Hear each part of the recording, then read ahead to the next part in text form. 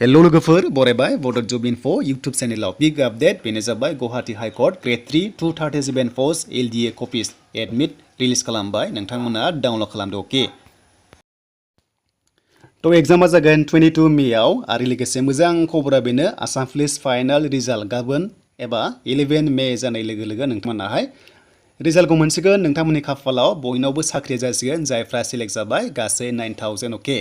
तो बिनिफ्राय लोगोसे दाखालिनि एग्जाम जानाया 2134 पोस्टआ फैगोन ना फैया बिनि सायाव आंनि सायाव आपडेट गैया दा मोनबा होगोन दानिया रोल नाम्बार होनानै बार्थडे होनानै एडमिट डाउनलड खालामनांगौ एन्टार केपचा होनानै दा बे रोल नाम्बारखौ बोरै मोनगोन बेबो मोनसे कुइसन जागोन बेखायनो नोंथांमोना भिडिअखौ जोबजासिम नाय रोल नाम्बारखौ बोरै मोननो हागोन रोल नाम्बार गैयाबा एडमिट डाउनलड खालामनो हाया दा बेखायनो बेयाव आङो रोल नाम्बारखौ टाइप खालामबाय बेनिफ्राय नोंथांमोना बे बार्थडेखौ सेलेक्ट खालामनांगोन आरो नङाब्ला डाइरेक्ट बार्थडेखौ टाइप खालामबानो नोंथांमोना डाइरेक्ट फैगोन केलेन्डार लायालासिनो आरो बेनिफ्राय एन्टार केपचा होनानै एडमिटखौ डाउनलड खालामदो अब्ला नोंनि प्रफाइला श' जागोन आरो बेनिफ्रायनो प्रिन्ट एडमिट मोनगोन मोनसे अपसन आरो एडमिट डाउनलड खालामनो हागोन दा बिदिब्ला जों जागायनोसै फैदो डाउनलड खालामनाय प्रसेसआव दा बिदिब्ला नोंथांमोना गासैखौबो बेयाव टाइप खालामदो बेनिफ्राय दानिया लगइन खालामनाय लोगो लोगो बेबादि मोनसे अपसन मोनो नोंनि नाम ओंखारगोन बेनिफ्राय प्रिन्ट एप्लिकेसन ओंखारगोन बेनिफ्राय प्रिन्ट एक्न'लेजमेन्ट ओंखारगोन लास्टआव प्रिन्ट एडमिट कार्ड दङ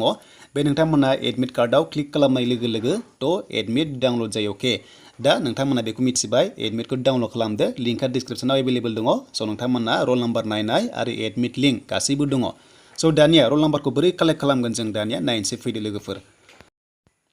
दा गिबियावनो नोंथांमोना एग्जाम टाइमखौ नायग्रो एग्जाम टाइमा जाबाय नोंथांमोननिया नुनो मोनदों 10 AM निफ्राय 12 सिम 2 घन्टा एग्जाम जागोन 22 मे सानदेखालि आरो लोगोसे बे एग्जाम सेन्टारा जाबाय धुब्री थ' नोंथांमोना गाव गावनि डिस्ट्रिक्टआव जागोन थ' नोंथांमोना जायफ्रा गाव गावनि डिस्ट्रिक्ट एप्लाइ खालामदों जायखिजाया नोंथाङा बबे डिस्ट्रिक्ट एप्लाइ खालामदों बेयावनो एग्जाम जागोन आरो ब्लु नङाबा नोंथांमोना ब्लेकजों लिरनो हागोन बलपेनजों ओमफ्राय नोंथांमोनाहाय एडमिटखौ लांफानांगोन बेनिफ्राय आइडि प्रुफ नोंथांमोना मोनसे लांफाबानो जाबाय आरो रिसेन्ट फट' नोंथांमोना लांफाबानो जाबाय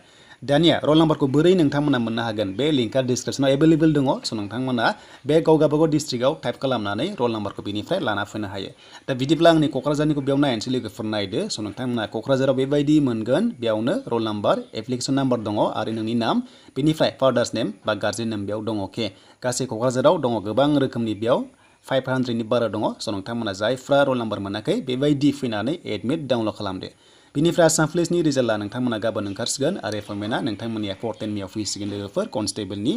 दा बेखिनियानोसैमोन गुवाहाटी हाइकर्टनि एडमिट कार्ड डाउनलड प्रसेस नोंथांमोना भिडिअ नायनानै मोजां मोनदोंबा लाइक कमेन्ट शेयार आरो लोगोसे गोदानै फैदोंबा चेनेलाव साबस्क्राइब खालामदो बेबायदि जबनि आपडेट मोनो बड' जब इनफो इउटुब चेनेलाव